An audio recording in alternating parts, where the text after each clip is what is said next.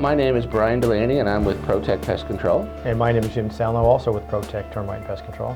We are two of the entomologists here at the firm. It's located in Springfield, Virginia. And we're also two of the founders of Protect Pest Control many years ago. Today we're going to talk about ants that homeowners might encounter in the spring and what you can do to identify them and also take care of the problem. The first one that we see, generally in late winter, is the black Appalachian carpenter ant. It's a very, very large ant. They do not eat wood, even though they're called carpenter ants. They damage wood by nesting it and creating colonies. And oftentimes these colonies are in structures themselves, generally on the outside perimeter of the shell of the house, but sometimes in interior areas. It's almost always associated with damaged wood. Even though they don't eat the wood, they would prefer to nest in areas that it's easier for them to manipulate. So they take wood that's been softened by moisture, or sometimes composite materials that builders will use for sheathing on the outside perimeter of the home. It's easy for the carpenter ants to manipulate. Generally, when you have a satellite colony, there is a brood colony that is in an old deciduous tree somewhere in the yard, or in a fence post, or in a landscape timber. And this is where the original queen set up shop, generally years ago. And as the colony develops in size, they create satellite colonies, and these are often in structure. You'll start seeing them in late winter. They'll wander, they're hungry, they've overwintered as adults, and they're looking for sweet things. You'll see them in bathrooms, you'll see them in kitchens, you'll see them just wandering around looking for something to eat. And generally this means that you have to call a professional because it's a difficult problem. It could cause great financial damage to you if left unattended. And they're very, very hard to locate if you don't know where you're looking. Jim's going to talk to you a little bit about Odor's house ants now. Odor's house ants are probably the largest nuisance ant that we have in this part of the country. The colonies can be as small as a few hundred, or can be as large as a few 100,000 ants. These are the small black ants you see inside your structure. Sometimes they're called sugar ants, honey ants, kitchen ants, grease ants, a lot of different names given to the odorous house ant. Since their colonies are very, very large, they can be very difficult to get rid of. Just like the carpenter ant, like Brian was talking about, they also have satellite colonies. So the main odorous house ant colony may be outside under a splash block or in the soil somewhere, and they'll set up satellite colonies throughout the home. You may have a few hundred in the kitchen, then you can also see them in the bathroom, and these are all satellite colonies that need to be taken care of. They really don't need the main colony, so to speak, to survive. They can survive on their own. They're difficult to treat. They do not typically go after some of the boric acid baits that we typically will use to get rid of ants.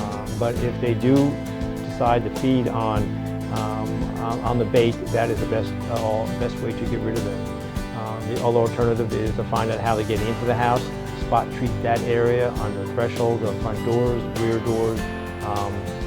You also go into window frames and areas like that of high moisture areas is where the typical ant will find. But there's other ways to treat them as well. You can treat them by putting granules around the outside of a structure, raking into the soil. You can also use aerosols and dust in areas where they're getting in. Cracks and crevices around the foundation will also be a good entry point for them. Odorous house ants will nest in very small places like flower pots. You have flower pots out on your patio all spring and summer. You want to bring those same flower pots back in the wintertime. You bring the flowers right back in the house again, and all of a sudden you're bringing in a small colony of odorous house ants that will take up larger areas in the house once they get started. And as Brian alluded to with the carpenter ant, the heat of the house will keep them thriving all winter long, and you just make it more difficult to find them and to get rid of them. So we've only talked about two ants here today, the black Appalachian carpenter ant and the odorous house ant. But there are many different types of infestations that structures encounter here in Northern Virginia. If you're unsure, we always say don't smash it and save it. Somehow try to capture it live if possible in a prescription bottle, a small container, even a plastic bag so that we can identify it. It's very hard to identify a bug that's been smashed or dismantled or in any way mangled. Once we can identify it, then we can prescribe the correct treatment. There are so many different types of ants, and they have so many different types of behaviors. Some ants, for instance, we come across a pharaoh ant occasionally, that if you spray it, it actually puts pressure on the colonies and they tend to divide. So unknowingly, you might have one colony and make it into 4 or 6 or 10 because the colony feels pressure and this is one of their defense mechanisms. Other ants travel inside to outside. And we can avoid structural inside the house treatments by treating the outside, and we know that given time, maybe 7 to 10 days, we'll get all the infestation without having to apply anything where plants and animals and people might have exposure on the inside of the structure. Safer is always better. So it's good to save an ant, let it be identified by one of our entomologists, and then we can prescribe the correct treatment, or even tell you if you want to do it. We don't charge to take a look at your specimens and identify them for you. Jim's going to talk to you a little bit about what our treatment plans are, All Guard and Spectre Guard. Basically, we have two services. The All Guard pest plan covers all different types of pests, including ants. It will include silverfish, roaches, crickets, all the different type of normal household type of insects, including rodents on the exterior of the home. And we come out, Protect comes out and serves the home every other month. We treat the outside, as Brian alluded to, mainly on the outside, on the inside when we are asked to come on the inside for different type of insects.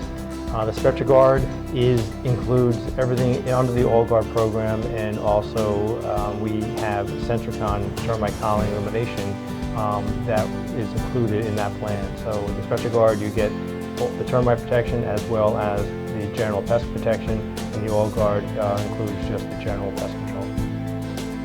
As far as often folks ask us what it costs. Generally, the initial on an All Guard is about $200. It's going to vary according to the pest and the degree of infestation. And then following the next month and every other month thereafter, it's about $75. And that'll maintain you for all the normal crawling pests and the normal rodents that you might encounter.